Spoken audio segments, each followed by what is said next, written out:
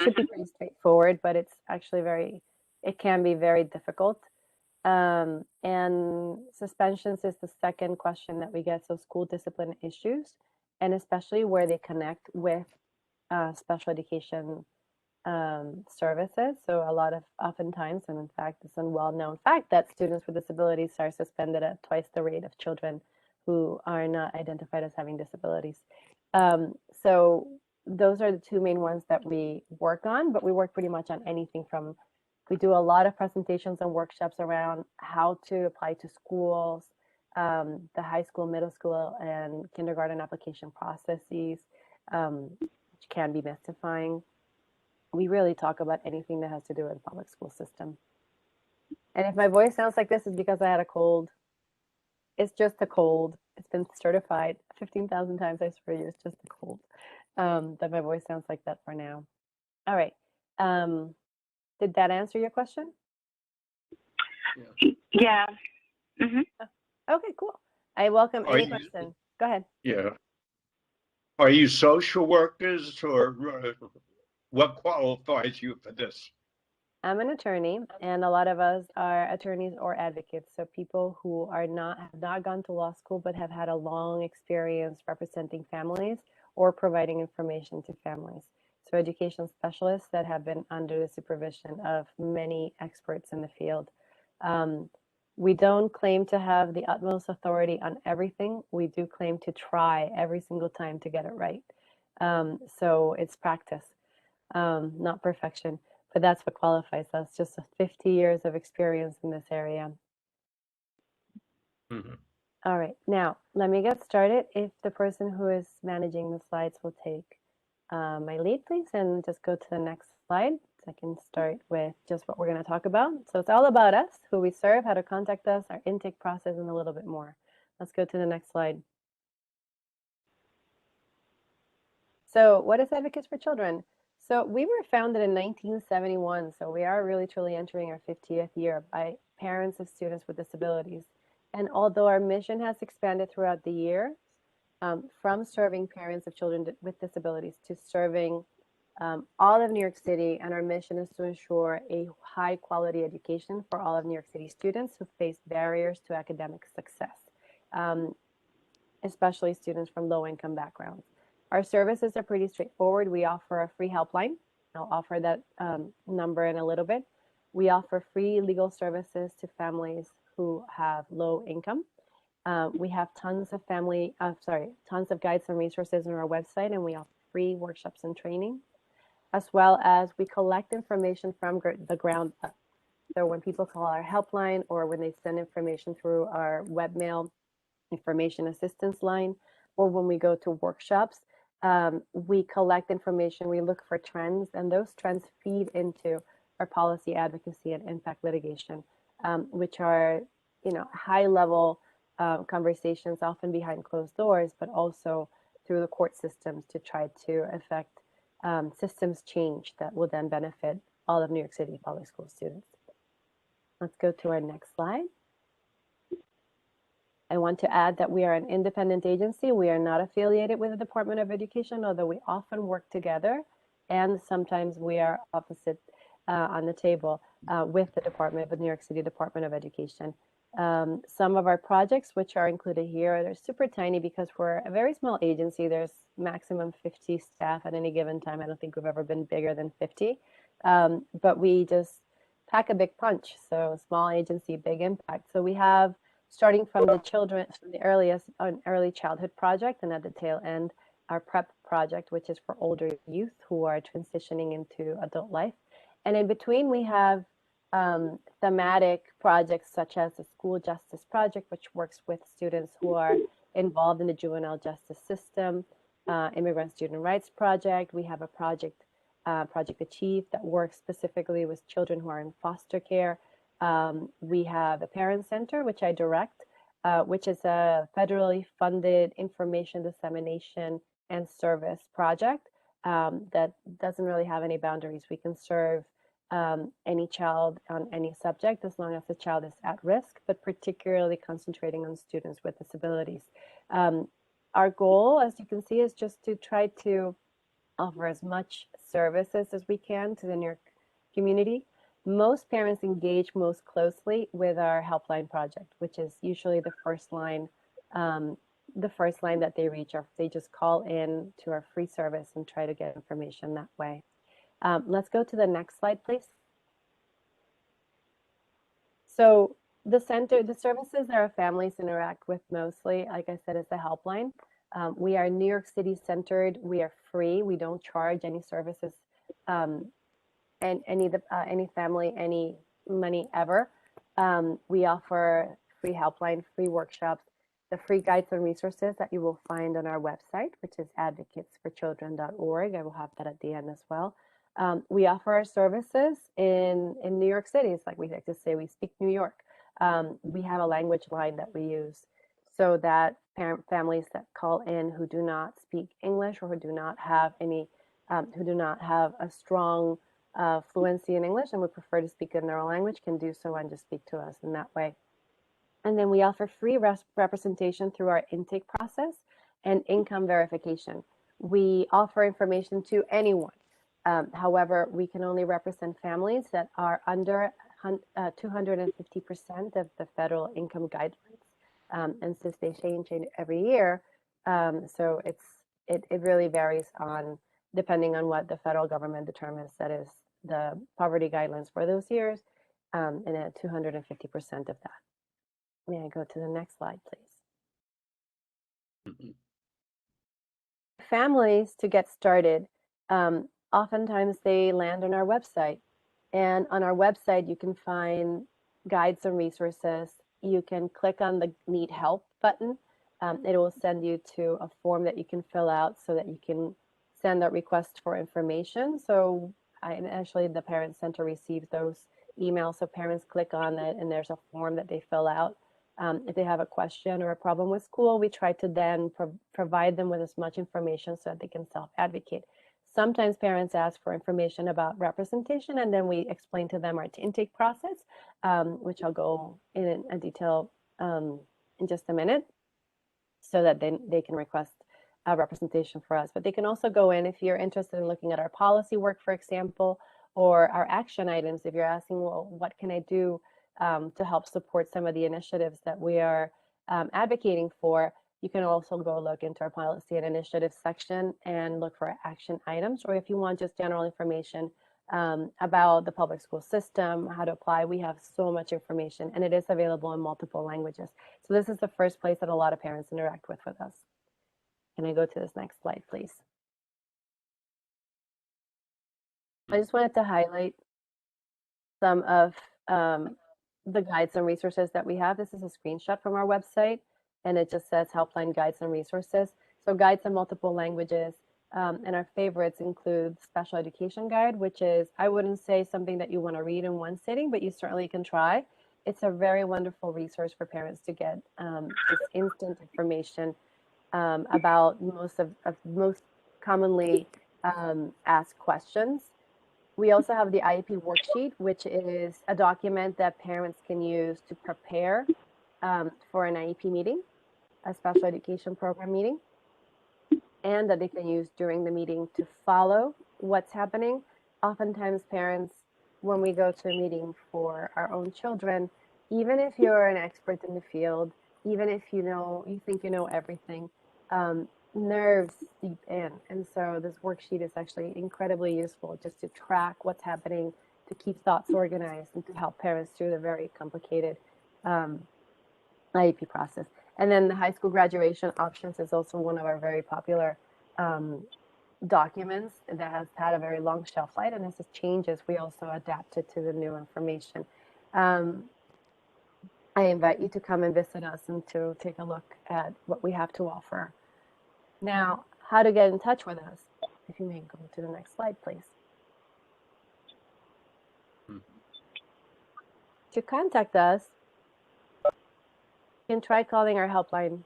The number is on the screen. It's 866-427-6033. Monday through Thursday, 10 in the morning to 4 in the afternoon. The helpline is closed on Fridays. That is for in-depth technical assistance. So if you really have a complicated issue that needs a lot of backstory, excuse me one second.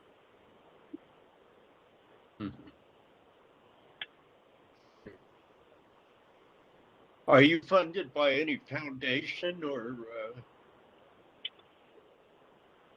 you're just an organization that came together? How does your organization work?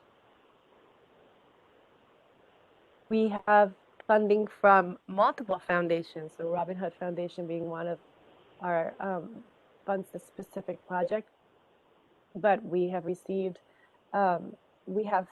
funding from, if I'm recalling correctly, in New York. Oh my gosh, I'm blanking on, like the Rockefeller Foundation has given us funds at times. But we also get most of our funding from private donors and also federal funding. So for example, my project, the Parent Center, the Parent Training and Information Center, is a federally funded parent center.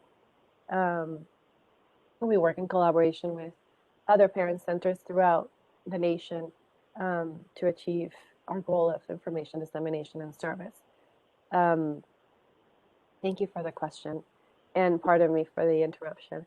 Now, to contact us, like I said, contact our helpline, or you can write to us at info@advocatesforchildren.org, or by clicking on our website, the Get Help section, you get a web message, or you can get short written guidance and a lot of ton of information. We often walk parents through complex situations just by writing an email, but we also understand that a lot of parents are not comfortable with that format.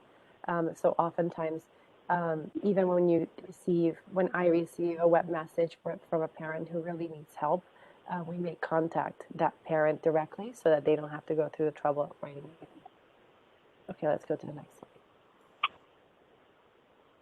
Mhm.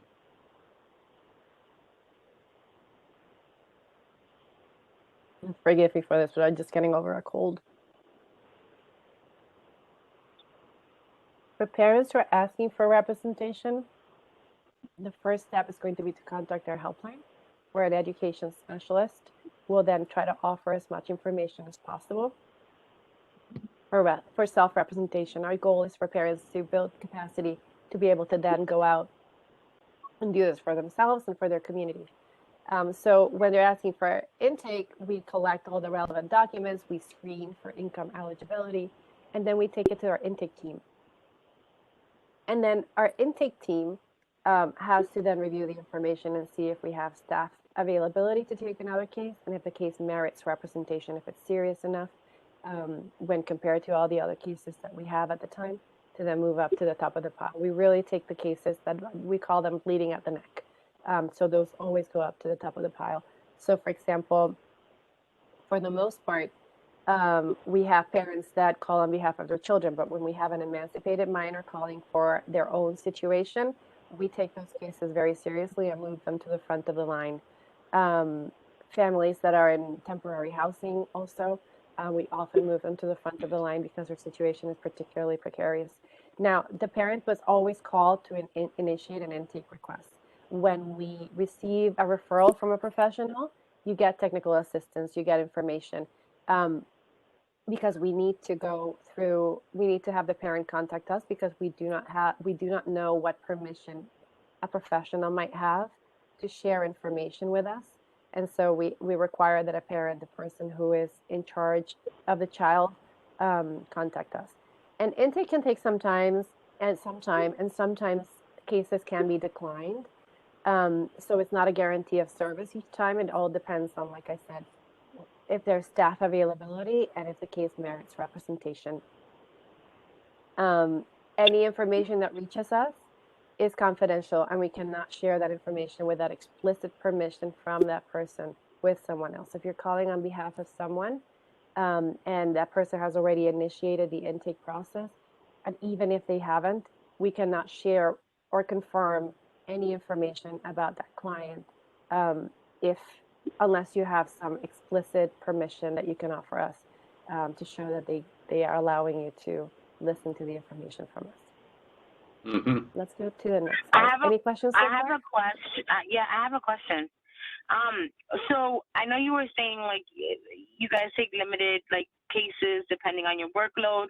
So my thing is like those families that you cannot assist due to either the large caseload or like they're over the income bracket. Do you refer them elsewhere, or like what happens to those families?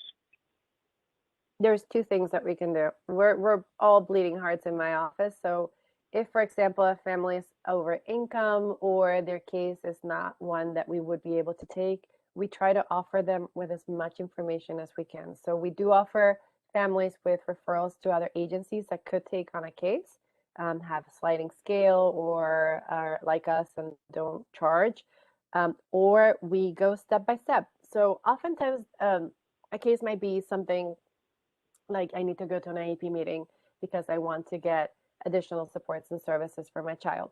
And so we will walk them through the process of how do you prove that your child needs the service? What is it that you need to bring? What is the conversation that you need to have? And so we might have a conversation 2 days before an IEP meeting, the day of the IEP meeting, and after the IEP meeting if there's a problem. And for the most part, parents can do this on their own if we're not taking on a case. But if it's something more complex, then we certainly offer a referral. Did I answer your question? Yeah, and then my other question, I want to circle back to, I'm sorry, maybe like this, so for the SPED, right? So like, let's say when a family, you know, that families usually struggle with getting their services for their kids, you know, and it's supposed to take about 90 days or no more than that, but we've seen in the DOE that's taking a long time. Like, how do you guys handle those cases, and how soon can you like get a family to receive the services that they need for their student? So we also have back channels. So let me just try to restate your question because some of it got broken up. So if you said that there are families that are waiting an extensive period of time to get services that are mandated, and how do we manage that? Is that correct? Yes. Did I get the gist of it? So we have back channels. So one of the things that we do, and sort of a sad secret handshake of this type of work, is that I believe, and everybody believes, that if you go through the Department of Education's escalation system, you know, you go through the chain of command, everything's going to get resolved, right? You're supposed to get everything that you need because it's mandated. Oftentimes that doesn't happen. So when this week, for example, we've been getting a lot of conversations around transportation issues, like bus routes have not still at this point been arranged, or related services are absolutely needed, like nursing services or health paraprofessionals are not in place for a child who cannot attend school without a health paraprofessional. So what we do is we take that information, we ask the parent if they have attempted to go through the chain of command because it is a hierarchy. And so it's a bureaucracy rather, and so you do have to at least initiate the complaint somewhere. And if they had, then we ask them, we collect their information, we ask them if it's okay for us to take their case to the Department of Education's supervision to up their chain of command to try to get resolved. And so we do. We go and we speak with a specific person that's high in the chain of command, and we say, this is a problem. This has not been resolved. This is obvious that it needs to be resolved. Please resolve it. And for the most part, what it does is that it shines a light on this case, and it just gets resolved. So busing issues, bus routes then start coming into online. Shorter bus routes become available. There is more assistance for schools to get staff that they were missing. It helps everyone in the process, and it also avoids delays and litigation. So that's one thing that we can do that helps parents without us representing them, because all we're doing is taking the case up and saying, hey, you really need to fix this. And for the most part, they do. Does that sort of answer your question? Mm-hmm. Awesome. I welcome every question, please. So please ask. And I'm hoping I'm answering them okay. Yeah. All right. Let's talk to workshops. So one of the things that we also do is we offer free workshops in the community on a variety of topics, pretty much anything that you can think of. We have a workshop catalog that lists our main subjects that we talk about. But you'll see it ranges from early childhood to transition and everything in between, from discipline to applications. We're now entering our Turning 5 season, for example, where we talk about nothing more than how the children transfer from the Committee on Preschool Special Education to the Committee on Special Education. How do you apply to kindergarten? For email inquiries, you can email us at workshops@advocatesforchildren.org, where you get then an automated response that includes all the instructions that you need to request a workshop. And then the workshop is really staff based on trainers availability and scheduling. Right now it's fully virtual. We're not doing any in-person workshops for the time being. We have a lot of our workshops already archived on our YouTube channel. And you can always, if you are looking for specific information and you feel like you do not want to ask for a specific workshop, you can see if we've already had one recorded and you can use that. There is really a lot of information there. You should check out our back to school one, which actually has tons of information in a very, very short time frame about the new changes in the policies of going back to school. Remember, we don't offer pedagogical strategies. We don't offer parenting tips. We don't offer behavior management strategies for teachers, which is something that we often get a request for. We talk about what the rights are of parents in the school system, what the rules are for things to happen, how to navigate the system. But there are pieces that we just don't have the capacity to teach. And we always want to inform and build capacity. So we hope that at the end of any workshop, you have taken something that you can use. And if you have done that, then our workshop has been successful. Let's go to the next one, please. Yeah. Questions? No, you're a little limited because you're just virtual right now.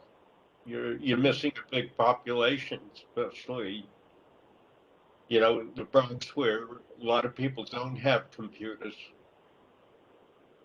So this is a valid yeah. This is a valid criticism. This is something that we've been struggling with as we've been going through the pandemic. Because before the pandemic, a webinar was something that just foreign to us. And I used to joke that we needed a shoe budget for our project because we went everywhere. Anywhere that anyone invited us, we would go. But hopefully and it's a real concern. We've been going to food pantries, for example, where we can sit outside and speak with families. We've been going to some outside fairs, but our policies right now don't allow us to go indoors and don't allow us to go in person. But it's a valid concern. Yeah. We're worried about that too.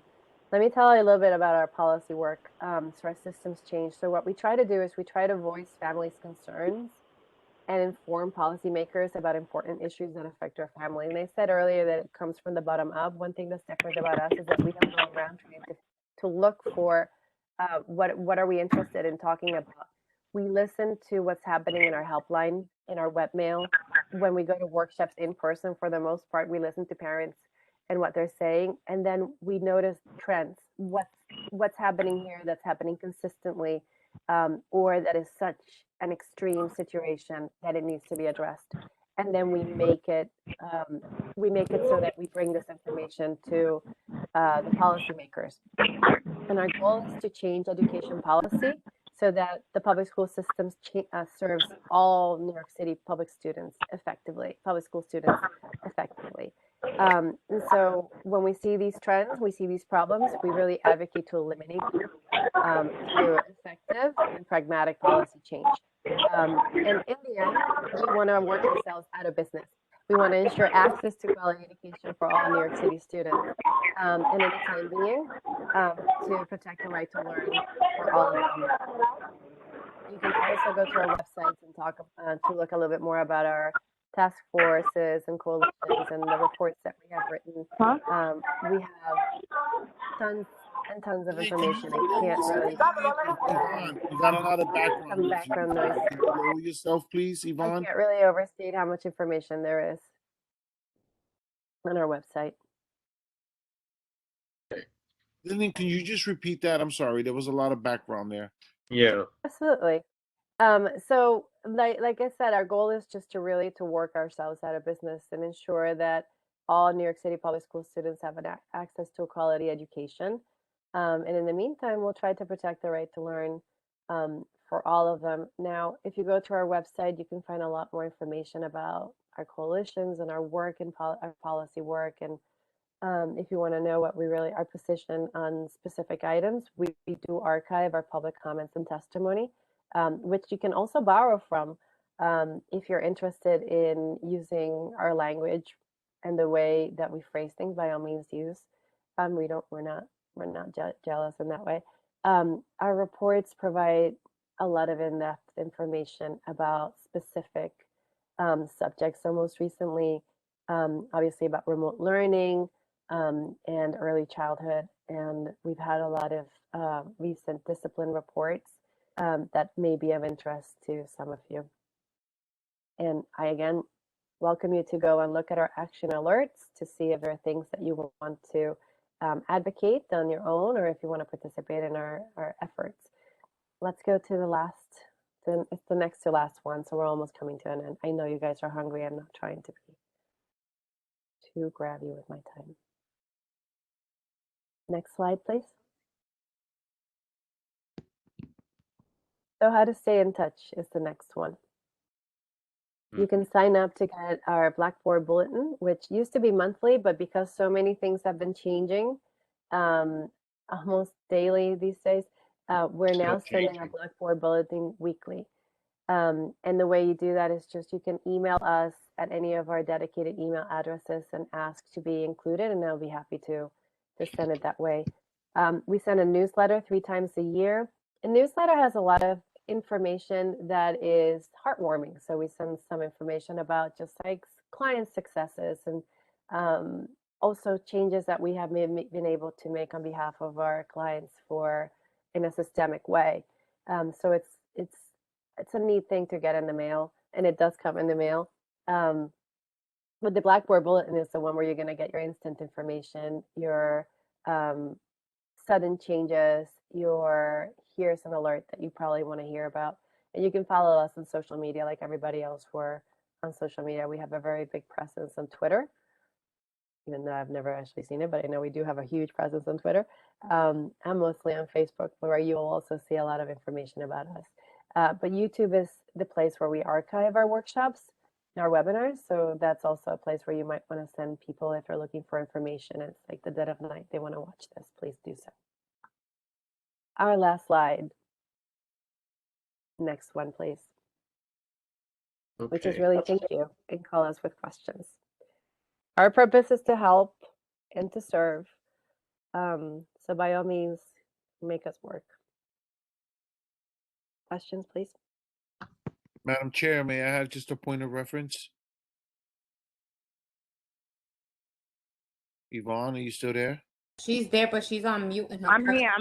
What's up? Yeah, I just forward you this presentation because I know you're on the phone. If anybody else wants it, just reach out to us. We can be kindly to send you. It was a great information, great presentation. Thank you so much. It was really awesome.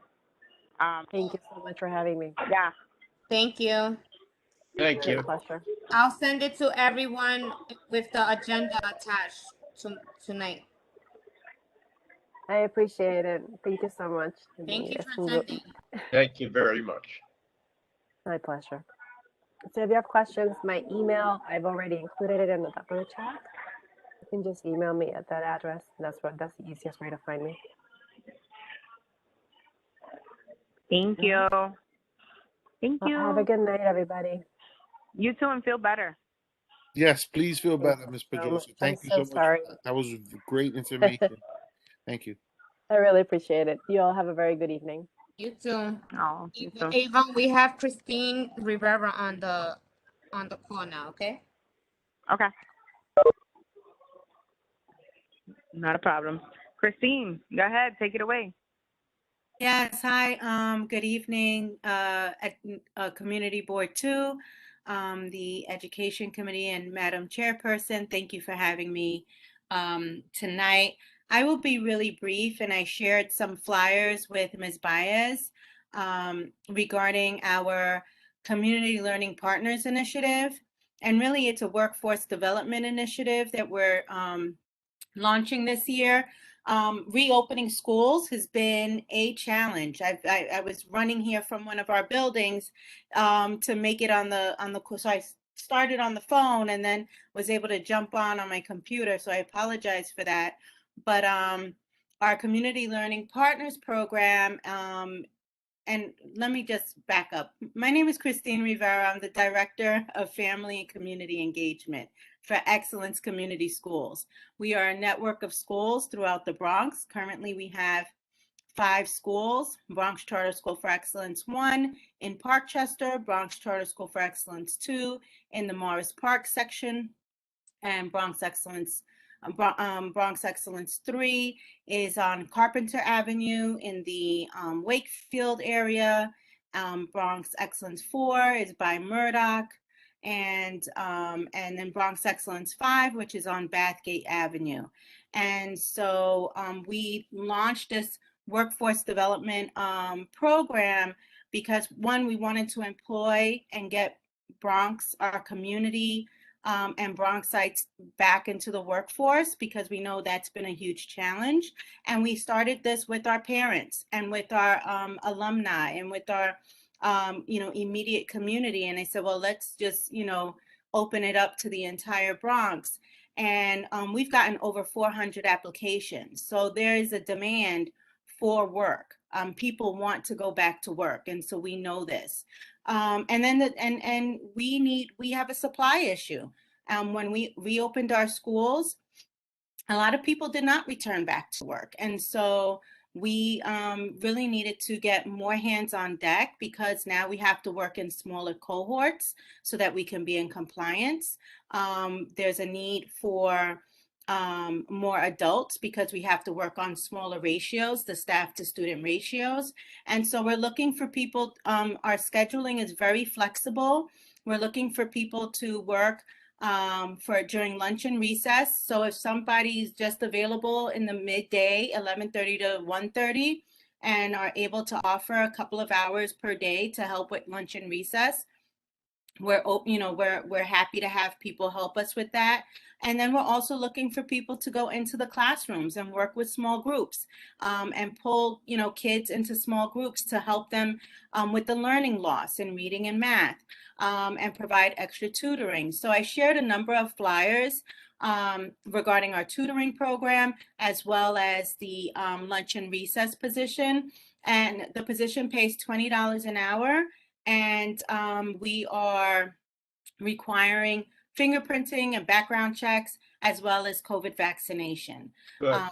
So just I'm open for any questions. We're a K-8 school, and and so we just trying to get people back to work, as well as help our scholars close those learning gaps. And also having them adjust to being back in the school building. It's been quite an adjustment. We've had second graders come back to the school with a lot of anxiety, because this is their first time being in a school building. Kindergarten, we shut down. They're in kindergarten. Then first grade, they did remote. And now second grade, they're full-time in the classroom. So we've also been addressing a lot of the social emotional aspects of our students. And so anyone that has a background in social work, or anyone who has a background in youth development and working with young people, we are looking to just provide all the supports necessary so that our scholars are successful this year. Well, I have all of the flyers, and I do have them on PDF, so I'll send them out with the agenda along with the other presentation. All of that will be sent out to everyone that's here, and we've already been adding it to our social media since you have been sending it to us, so it's been up and rotating. Okay. Thank you so much. I appreciate the partnership with Community Board 2. And, and like I said, we've gotten a great response. We've had over 400 applications, and, and we're just trying to get folks through the pipeline of the background checks and COVID vaccinations so that we can get them back to work. That's Great. perfect. Okay, so we will be sending those flyers out to everyone here. I'm not sure if anyone has any questions. I just want a point of clarity. Ms. Rivera, thank you so much for that. And we look forward to continuing building a partnership with your organization, with Excellence Community Schools. I heard you mention 5. Hopefully number 6 would be in our district. So that would be great. Thank you. Yes, that is the plan. Thank you. Yeah. Thank you so much, Christina. Did our other presenter come, Cynthia? No, they actually emailed me Oh, and they have to they couldn't make it because of a family emergency. So the next thing that's on your agenda is discussion of the breakfasts for all of the school.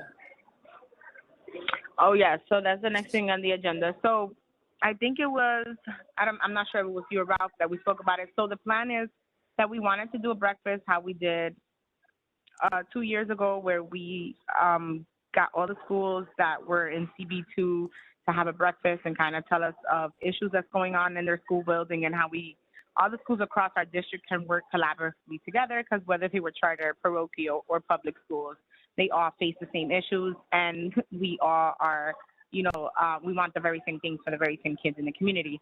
I would have loved to have done a breakfast, but it looks like we're still in the middle of the pandemic, and even though things are getting better, but they are limiting, exposure. So while I'm sad that we can't have it in person, but I still would love to do something virtually with the principals or representatives of the school, get an event going, hopefully invite elected officials and some of our local CDOs to be able to join us so that we can continue that discussion with our school leaders. I would say for us to have it in the new year between January and February, because November and December are holiday months, and schools are on break and principals are tied up with other things. So that was my thought process for that event. I'm not sure if anybody has any thoughts or any feedback on that. I think that's actually a perfect time between January and February. I just Yeah, want to I say, think. yeah, I'm sorry, Madam Chair, and I'm sorry, Cynthia. I know you had Johanna de Jesus on here, and I know Yes. you want to reach out to Jill, but maybe we can include Johanna also for just some guidance with that. And I think Absolutely. the I time, am sorry. yeah, I the heard my time. name. That's okay. Thank you, She's Johanna. still here. But the time frame that you're mentioning, Madam Chair, works certainly. But just keep us posted and let Cynthia and I know what we can do to help. Yeah, and I Absolutely. wanted I to, will. I, Mhm. I just wanted to add also, if this could be part of a conversation. So, Head Start program is meant to prepare, preschools for kindergarten. And I would say a lot of our kindergartens go to local schools within our district. And I wanted to have a conversation with the principals to investigate that, if our students are kindergarten ready and what assessment they're using, because we're trying to create an impact story to show the Mhm. public that when the children go through a Head Start, they're ready for kindergarten. And that's something I would like to connect with the principals so that we could become more as partners, not just, not just community members that we see each other on the street like, hi, how are you? More like we're working with each other to help the preschoolers ready for kindergarten. Absolutely. I like that idea. I think it sounds like a very, very good idea. Catch them at the very beginning and all the way, towards the end. To, I like that. to understand the importance of Head Start, not to create any competition between Head Start and UPK and 3K for all. Like there's so much competition going on and not realizing that we're under the same umbrella. We're here for the children. Absolutely. Agreed. I agree. So I will definitely be reaching out to you to connect Great. with you to collaborate and, just seeking some guidance on this Okay. event. Next is old business, right? Yes. Ralph, can you just show some flyers that are there? It's on here, sure. Yeah, everything. Yeah. So those are the ones from, I'm sorry, from Miss Christine Rivera. And you could keep going because all of that is PDF. I'm gonna send it out as soon as the meeting is over, so everyone will have access to this. Awesome. So those are the flyers for the school aid opportunities, for the tutoring opportunities in the school. I also see the flyer for the upcoming parade, right, on Saturday, the Halloween parade, CB2 Halloween parade. Yes, ma'am. I also see the flyer for the event for the helmet giveaway with Councilmember Salamanca, right? Is it on October 30th, 31st? The 30th, Saturday the The 30th. It's free for every child. They get a free helmet. And I That's think awesome. he's going to. I'm pretty sure he's trying to get some candy, but don't quote me on that. Got you. And do they have to be residents of the community, or is it like, open to everybody? You know what? It never said anything about that, so I guess first come first serve. As long as it's under 18. Awesome. And then I see the other one for the precinct 41 right there. Trunk or treat, right? Yeah, Trunk or treat. council. Go ahead, Richard. That's your little department there. Richard, go ahead. Well, every year the precinct council puts on a display, and this is for kids 12 and under. And it's Sunday, October 31st, which is actually Halloween, from 4 p.m. to 7 p.m. So come by. It'll be at the precinct, in front of the precinct. No costume is needed. The kids can just That's go right. as they are. Yeah, a lot of fun. Awesome. I might stop I'll by. be Let's there. see. No, you Let's should. see. It's really nice. Yeah. I'll see if I can stop by. It sounds like a lot of fun. Yeah. And then we have the last event, right? They're celebrating an anniversary. Open Arms Circle Social Adult Daycare. They're 9 years in, and they do it big there. These seniors know how to party. Oh yes, they surely do. That Just is know how to say awesome. "wepa." I mean, we went through the new business right now, right? Or is there anything else that I'm missing in terms of new business? No, that's pretty much everything. I just want to make sure everyone has an opportunity that's on. I know Anthony Jordan was on, but he's no longer here. I see a Kay Melendez. I see Jose Rojas. Is there any announcements you guys want to make? Mhm. Jose, your hand is raised. Good evening, everyone. Good evening, Jose. Good evening. I'm Jose. I live here on Fox Street, right next to 116. Last week, the school had a fire drill, so I emailed Ralph all the information that happened. Mm-hmm. I don't understand why they don't go up to the corner to stop the traffic. They stop the traffic like maybe 10 feet away from the main entrance. So last week there was an irate driver. In the middle of the block? Yes. There was an irate driver. Actually moved the vehicle. I thought he was going to hit the lady that was holding the stop sign. Started cursing at her. Then started cursing at the kids. Mm-mm. I almost came out of my car, but I had my grandkids, and my daughter was like, please, not here. As Ralph knows, I used to be I'm retired law enforcement, and really got to me because even though my kids don't go there, I know they need to practice. I said it a couple of times to the principals, will you please stop the traffic in the corner? It's like it goes into one ear, come out the other. I spoke to the school safety. They informed me that they're short-staffed and they have to be in the school while the kids are trying to come back in.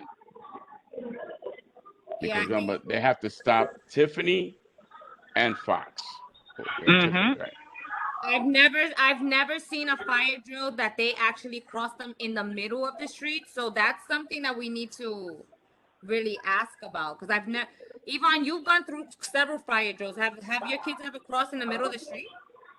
Well, they do cross, right? Because what happens is they're not in the middle of the street, but they have to cross from one side of the street to the other. To the other. Because No, I know to, from one side, but not in the middle of the block. No, they stop the traffic in the middle of the block. Yeah, so when we have our fire drill, we have somebody in the beginning right there. So the school's in St. John and Kelly, so there's somebody at that very corner stopping traffic from coming into the block. Okay. So that's how we conduct our fire drills. Like there's somebody at the corner, at every corner actually, Kelly and St. John's and Kelly and Leggett Street until like the fire drill's done. I mean, when I moved over here 25 years ago, they did it in the corner.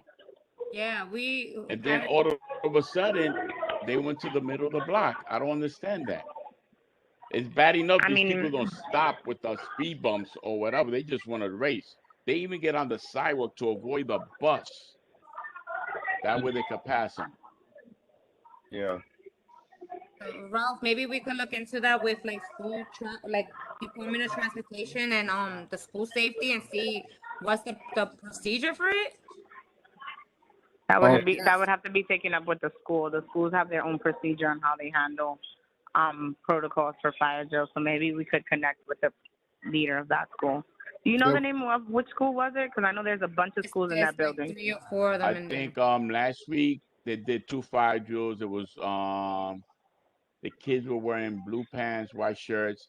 But this week, that incident happened, I think the whole school came out.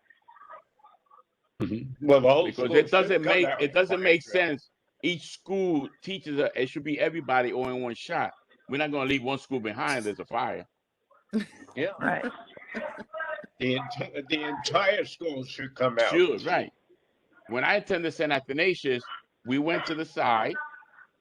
We all came out and went on the sidewalk to corner to corner. And then we came back in. Yeah, we'll look into it. We'll look, because that's pretty. Follow up with that, but that leads me to one of my announcements. So, yes, please. To that, so. I mean, when this guy became irate, I was like, I don't believe he's doing that. I thought he was actually going to hit the lady. Yeah, that's scary. And of course, it had to be. I looked at the license plate, of course, Pennsylvania, even though he's a New York driver. You know, it's ridiculous. Pennsylvania could be a rented car. New York driver with PA plates. Come on, it's all about insurance. Yeah. Yeah. All right, well, we'll follow up with that. But is there anything else? Yes, thank you for that, Jose. That's it. My concern was the kids. Okay, thank you. Thank you for letting us know that. Copy that. We have an announcement for Madam Chair. Yeah. So Yes. I invited the superintendent for the borough to attend our meeting to just provide updates on what's going on, curriculum wise, COVID wise, and during like the 3rd Tuesdays at this time, she has a separate meeting, so it's a conflict. She wanted to know if we can change this committee meeting so that she's able to attend. So I'll follow back up with you. So I know that we've already penciled in like November and December, and these next 2 months, because of holidays, everything is pushed. So I'll follow back up with you if there's, a different date and time, so we can have the superintendent from the Board of Education for the Bronx to attend, and then we can have, just questions, general questions for them while they give their presentation. But I just wanted to let you know that, okay? Thank you. No, thank you, Ralph. I mean, I know that we have upcoming holidays and there's some things that have to be shuffled around, but I'm willing to be super flexible if she's willing to hop on and provide us those updates, because I think they're really important. So I guess find out with her what day may work, and like you said, just circle back with me, and then we can see if something we can find a flexible date that'll work for her, and so she can provide updates for us. Gotcha. Thank you, Madam Chair. I'll send you an email right now. Thank you. You got it. Thank you. Anybody else? Any other questions or anything that we might have missed? Yeah. Public service announcement, if I may. Sure. Go ahead. All right. If you remember Marianne Kraft, the former principal of St. Athanasius School, she's been, there's background noise.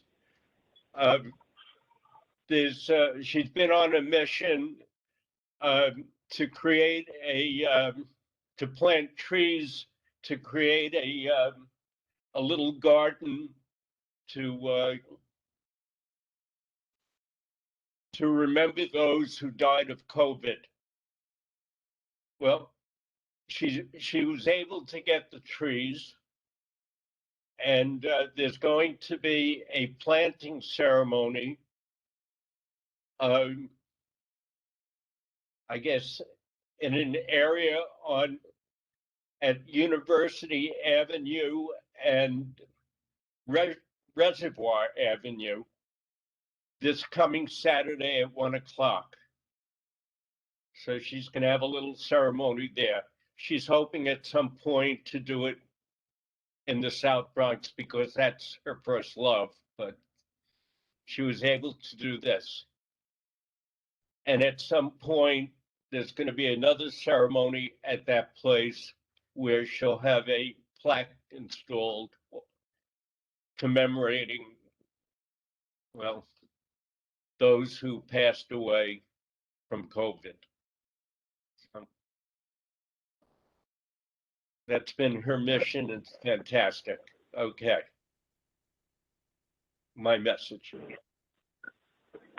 That's a very, very great idea. Thanks for letting us know, Richard. Keep us posted on the next ceremony that she has. You said she has one of them this upcoming Saturday, right? Yeah, this coming Saturday. University Avenue and Reservoir Avenue. It's near the High School of Science, around that area. Got it. Thank you for providing us that information. Anybody else has any questions or concerns? Hearing none, I just want to say thank you all for joining our education committee. Thank you for spending this time with us. It was a very productive conversation. I look forward to partnering up with Advocates for Children and also collaborating with Johanna and Jill for the breakfast for our school leaders. With that being said, everybody have a good night. Meeting adjourned, you right, too. Ralph? Hey. Thank you, Madam Chair. Okay. Good evening, Everyone everyone. have a good Stay evening. safe. Take care. Bye. Thank you. It's good to have an education meeting. Thank you. Take care.